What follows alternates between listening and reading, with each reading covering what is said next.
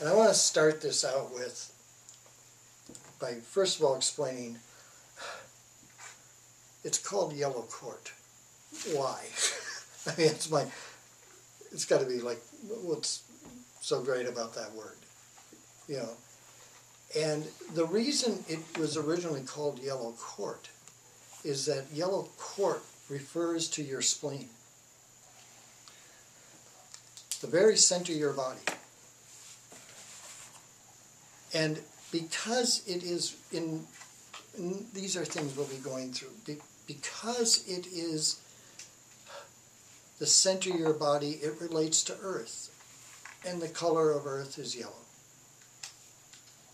So anytime you hear yellow, it's correlated with the idea of Earth. Just like if you hear red, it's correlated with the heart. If you hear about white, it's correlated to the lungs. So, you get these different names that come up, and if a color is associated with it, then they're talking about an actual internal organ. And we'll be going through those a lot, actually, because there's a practice within this that I want you to learn. So, but let's first of all examine a little bit more about what this is all about. And I want to don't need to spend a lot of time on it, but it's good for you to understand this. In China, the sciences were first originated by alchemists. Now, of course, alchemy always lends itself towards the idea of turning base metals into gold. Everybody wants to be nice to have gold. So that's where they went. The original alchemists were trying to get this gold made from tin and whatever, mercury, and they tried all sorts of things. Now, what we don't know in history is who was successful and who wasn't. We don't know. We do know that there are lots of records and texts about these guys that did this stuff, these processors. We don't know who's successful and who wasn't. Actually, we never, nobody ever built a mountain out of gold. So we don't have evidence of it other than the texts and the stories, etc., etc. But later on, these same guys that were trying to find gold, now they must have figured out, okay, I made gold, now I want to live forever so I can spend it. That's my joke about it. What's the point in having gold if you're not alive? So they go and they start deciding that they're going to use these formulas to produce what they call a pill of immortality. That you'll have perpetual youth, etc., etc. Now, again, we don't know. We just know that there's all sorts of books and stories and formulas for all these things. And some of them look dangerous. Like, I'm not going to drink mercury. I don't care what the book says. I'm just not going to do that. But these alchemists went from making gold into making this thing that we call a pill of immortality. And this could be a whole, there's a book called The Great Clarity that discusses all these formulas for getting a pill of immortality made. But what happened? And now I just got done talking about 3,000 years. That's how, one of the things that we have trouble in this country dealing with is the time frames in China. It's kind of like my first trip to China. They took me to this little area called Old Shanghai. And the guy was apologizing because he goes, it's called Old Shanghai, but it's actually the newest city in China.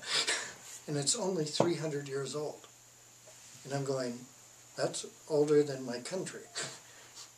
And you go places and everything is 1,500, 2,000. The history is so immense of that culture that it's hard to keep this, And, we're just a blip as far as, our culture here on that kind of map. But what occurred, okay, is, and I want to make this as clear as possible. Because you're all aware, I'm sure, you wouldn't be here unless you had heard of that guy named Lao Tzu. Wrote the Tao Te Ching, Scripture on Tao and Virtue. And the story of that is that he was a imperial librarian, and he wanted to retire, and he went to the Northwest Passage of China, which meant he was headed to Tibet for all intents and purposes. Why, I don't know, but that's where he was going. He had got on the popular story is he's on his little buffalo, and he goes to the Northwest Passage. But when he gets there, before he can leave China, there's a guy there by the name of Guanyin-zi. And Guanyin-zi convinces him to hang out and write down his thoughts on this whole concept of Tao. Whether it's true or not, we don't really know, but this is what's been handed down. Anyway, he gets him to write out the Tao Te Ching. And within that, there are several other things that come out of this meeting between these two people. Because we know there's an old book called Biography of the Immortals. And Guanyin-zi is listed in this as the guy that helped and encouraged Lao Tzu to write his book. But that Guanyin-zi was very much involved in what they called interior spirits, celestial stuff, kind of the starry, with the constellations, and he was all involved in that kind of practice, let's just put it that way for the moment. So, now this is interesting. I just went from the Zhou dynasty, which is like 1000 BC to 200 BC. And now we're jumping up for this. We're jumping up, to the 4th century CE. So we got this whole span of, anywhere from 800 to 600 years. And even though, and I want to make this clear, there's a reason for doing volume 1, volume 2, because you got to separate them, okay? And the thing about this is we get over this period of time, there's a text which they now call external illumination, and I'll get to that in a minute here. But the idea is that there was this original text called the Yellow Court. It wasn't called external, it was just the Yellow Court. And when we start thinking about this, the most likely suspect for having written it, putting it together, was this Guanyin-zi. In fact, the text was actually attributed to Lao Tzu, which is kind of it's one of two things. It's either done out of respect, or it's done out of, like a lot of Chinese texts, they were supposedly written by these incredible people, but writers would put this other guy's name on it just so they could get attention, because they knew of themselves that the work wouldn't get any. So what we're looking at here is we've got this original Yellow Court, what they're calling external, and it was divided into 3 sections, upper, middle, and lower, which all relate to the idea of an upper Yellow Court, middle, and lower. So that when you read this text and you are in, let's say you're reading about the middle section, well, they're talking about the middle Yellow Court. Okay. So this is the original text of the Yellow Court. That's what I want to make clear. That what we're going to be talking about here is that original text. Volume 2 is really interesting, and I just want to cover this real quickly. In the 4th century CE, our current era, there was a woman by the name of Madame Wei Wa-zun, and she was a pretty interesting character.